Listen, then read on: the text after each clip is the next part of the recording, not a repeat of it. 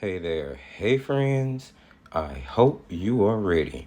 For today, we are taking a look at not one, not two, not three, but four budget watercolor paint sets. Now, normally with videos like this, I don't rank the sets. But for this video, I am making an exception. So without further delay, let's get started. First up, and anchoring the bottom of this list at number 4 is the Elaine Premium watercolors. This is a 24 count 12 milliliter tube set priced at $15.95, making it 66 cents a tube. The branding is pretty simple and straightforward, and there is very little literature presented with this set. The box and the tubes do contain color names, light fast ratings, and transparency ratings. However, there are no pigment codes or pigment information presented. The tubes are plastic with a screw-off top, and they all seem to be filled with an even consistency. However, any excitement I may have had for this set quickly disappeared. First, there was the experience of the paints drying, cracking, and falling off of the palette. Although they did re-wet okay, the next issue came with swatching the paints. During the opacity test, I noticed that all of the paints seemed to be more opaque than advertised, and they all contained fillers that left debris on the black line. This immediately invalidated the information presented on the tubes and box. The final no sir came after trying to create a swatching chart for a palette I was planning to pan the paints in. I noticed that the paint dried really weird and fell away from the actual watercolor paper. This was the point of no return for me, and the point I decided that this set just wasn't gonna cut it with my painting style. This set received a 2 out of 5 stars from me based on my painting experience. Next up, coming in at number 3 is the Trista watercolors. This is a 36 count half pan set priced at $32.99, making it 92 cents a half pan. The branding for this one has more of a pop art feel, but there is absolutely no, and I do mean no, information of any type presented with these paints. There isn't even a swatch sheet showing color names included. So naturally, I went into this one with major reservations from the very beginning. The paints were all machine cut with equally domed tops. From first glance, the words optical brighteners came to mind. So I started out with an opacity swatch test, and to my surprise, the paints were transparent with one layer. Since this seemed promising, I moved into more testing and did my normal color mixing wheels, salt, and lift testing. Still, not being too disappointed, I decided to move into actual field testing with the paints. First, I played around with painting some plants, nothing too serious. I just wanted to see how the paints would react to my normal painting style. Afterwards, I played around with a looser style painting to test the flow and overall vibrancy of the paints. Finally, I finished up with a pumpkin composition I did in a video released here on YouTube to test the layering and blending ability of the paints. Ultimately, after all my testing was done, I decided that the paints were more than likely dye-based, and although they could be painted with, contained just a few too many fillers for my painting style I like to employ. This set received 3.25 stars out of 5 when all was said and done. Coming in at number 2 is the Imoi watercolor paint box. This is a 48 half pan set that includes 20 watercolor sheets, 2 watercolor brushes or water brushes, and 1 paintbrush. This set is listed at $24.99. However, with sets like this, it is normally hard to give a per pan price due to all that is included in the set. If you were to assume that all the extras were considered free, then the paints would break down to about 52 cents a half pan. The branding for this set is professionally presented and very informative about what is included in the box. I did find it funny that the name of the company was not printed on the actual box or packaging. However, this is the second brand in the lineup without any information about the pigments or light fast or transparency presented. The paints seemed machine cut and evenly domed over with the exception of the six metallic colors. These definitely seem more hand poured based on their consistency. The paints were not super dry and they did re-wet okay. I did find them to be fast to wearing throughout the testing phase. The swatching for this set was done during the launch of the Thrifty Cheap Art Challenge video and turned out pretty well. Although I didn't do an official opacity test, I did find the paints to be semi-transparent throughout using them.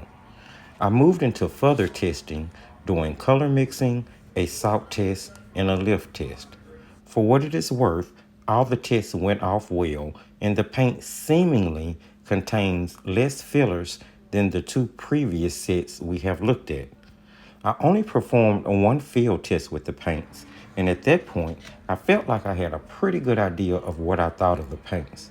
Although they wouldn't be the first set I recommended if asked, I really don't think that the set is half bad between the paints, brushes, and papers for practicing, crafting, and or school purposes. This set also receives 3.25 stars out of 5.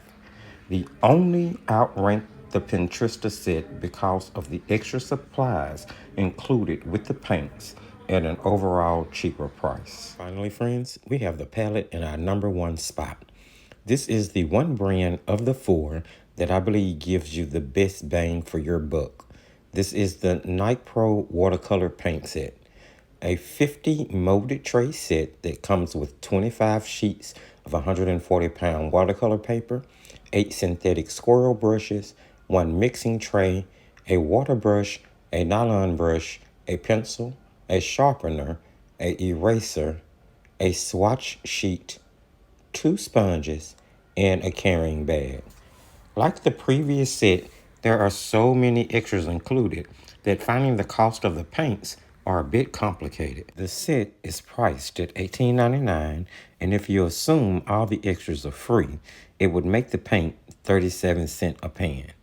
Now let me make the disclaimer that this set does not hold the number one position because it is of professional quality or anything like that. To be honest, it is just a little bit better quality than the previous two sets.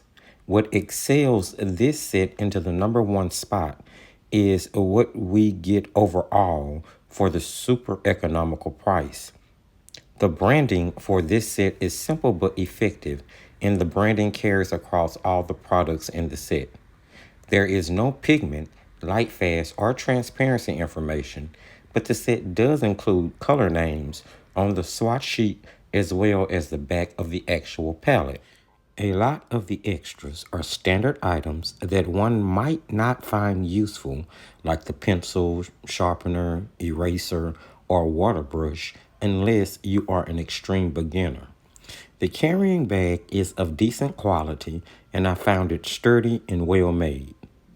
The sponges were your standard sponges, and the swatch sheet was made of watercolor paper. What I found surprising about the set was the paper, brushes, and paints. For the price, I have to say they were not half bad at all. The brushes are lightweight with a handsome color for its handles. There was no skipping in the printing, nor were there any stray hairs running out of the brush heads. All the rounds came to a nice point, and they didn't seem cheap at all. I will say that one of the smaller brushes was just a bit warped, but overall, the brushes are the best thing in the set, in my opinion. Next, the paper came in pad form. Now, this is not high quality paper. However, I have to say, it is in no way the worst paper I have ever used. And I have used some pretty bad ones, let me tell you. The paper is thicker than one might expect and without a doubt serves the purpose for being in the actual set.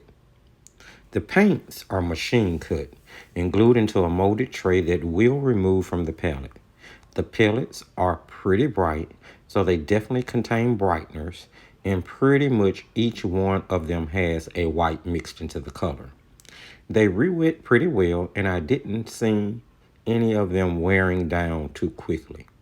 The paints were not dry or dusty or chalky. They were bright and vibrant, and there is not a huge shift from wet to dry.